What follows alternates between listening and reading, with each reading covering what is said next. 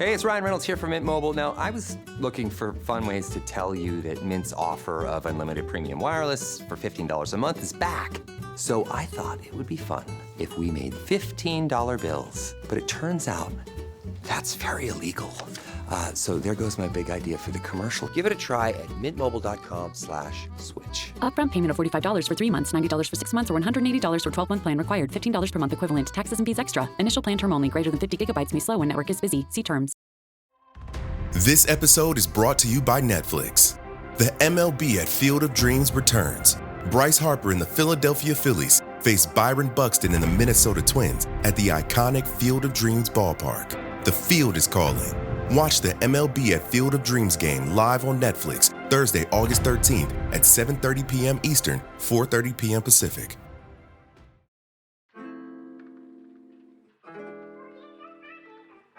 Hello and welcome to The Morning Five. I'm your host, Michael Ware, President and CEO of the Center for Christianity and Public Life.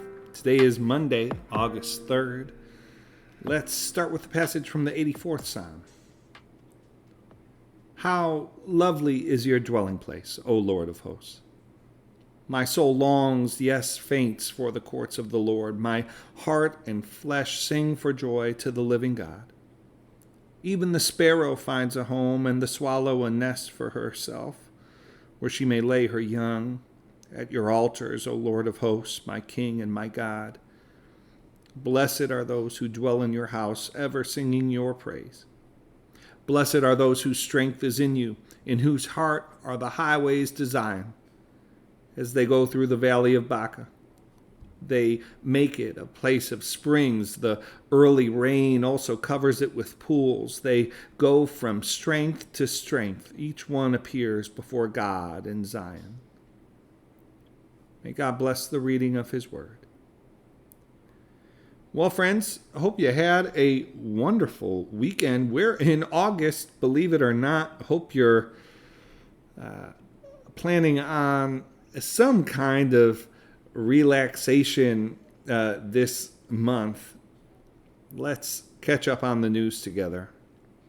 First, for today's update, Senator Bernie Moreno, an Ohio Republican, said over the weekend that his former son-in-law, Congressman Max Miller, another Ohio Republican, isn't fit for office. Moreno wrote, quote, "If there are any basic standards of character required to hold elected office, Max Miller fails them. He should not serve in the House of Representatives." Moreno's daughter, Emily, divorced Miller in 2024. She has accused Miller of domestic abuse. Miller said over the weekend that he won't drop out of his re-election race. Next up, at least 7 states have faced cyber attacks targeting their water systems over the past week, with authorities investigating the source of the attacks. The Associated Press reports that the attacks haven't caused health risks, but officials are working on how to protect the systems, which can adjust water treatment and pressure. In a statement on Saturday, the FBI said, quote, "The FBI and our interagency partners are fully engaged to protect critical infrastructure, and we remain well equipped to protect against cyber threats of all varieties." Finally, for today's updates, Republicans have blocked legislation that would have expanded the availability of IVF treatment for military families, raising concerns about discarded embryos. The New York Times reports that during a closed meeting of the Senate Armed Services Committee last month, all 14 Republicans on the committee voted against adding the IVF language to this year's Defense Authorization Act, which sets policies for the Pentagon. Current policy covers IVF for service members who experience infertility as a direct result of an injury received on duty. Pro-life groups mostly oppose expanding IVF access, as the process creates human embryos that may never be implanted or are destroyed later. Republicans, many of whom agree with those advocacy groups, are caught between that perspective and President Trump's view. The president said during his campaign that he wanted to provide free IVF treatment for all Americans. He hasn't done that to date, though his administration has struck deals with some pharmaceutical companies to provide some fertility drugs at lower prices. And you may remember a significant effort, Senators Katie Britt leading the effort with the Trump administration to promote IVF access. And so this is something of an interesting turn in intra-Republican politics. Now let's get to today's main story. When President Trump took office for the second time, he and his officials quickly moved to freeze America's foreign aid programs to poor parts of the world. These programs sent food, vaccines, medicines, and other humanitarian assistance to places torn by war, starvation, disease. Most foreign aid has been frozen since then. The United States Agency for International Development was entirely disbanded. But the New York Times reports that the State Department seems to be ramping up its foreign aid again. Last week, the department told Congress it will send $600 million to an organization that assists poor countries in buying childhood vaccines.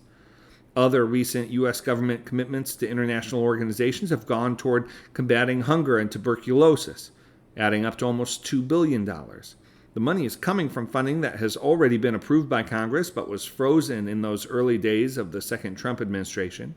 Jeremy Lewin, the top official for foreign aid at the State Department, said in a statement for the Times report, quote, "These international organization relationships, we can use them tactically where they're important, but it doesn't mean we need to fund them year after year after year when they don't have that same nexus to something that we care about."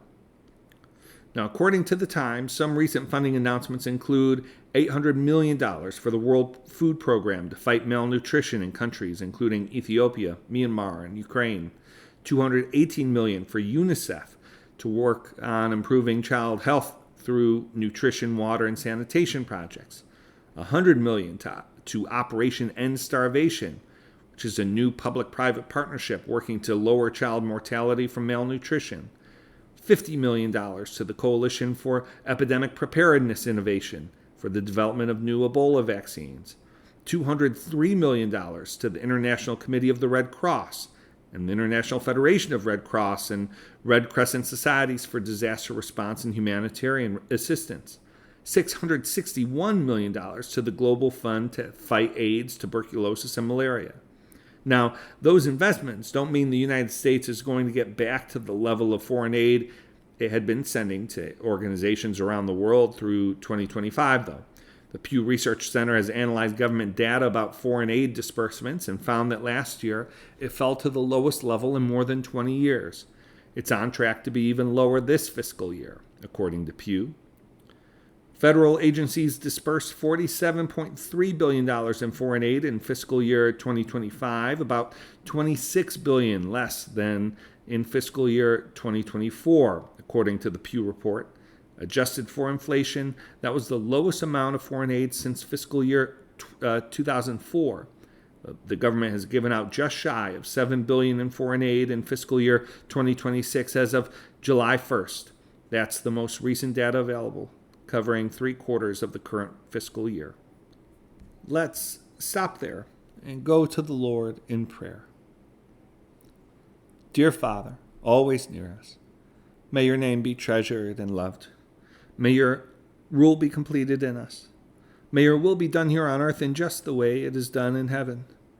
Give us today the things we need today, and forgive us our sins and impositions on you as we are forgiving all who in any way offend us. Please don't put us through trials, but deliver us from everything bad, because you are the one in charge, and you have all the power, and the glory too is all yours forever, which is just the way we want it. All right, friends, thank you for joining me today. As always, the Morning Five is brought to you in partnership with the That Sounds Fun Network, supported by the Center for Christianity and Public Life. If you'd like to learn more about our work at CCPL, you can visit ccpubliclife.org. Hope you have a magnificent Monday.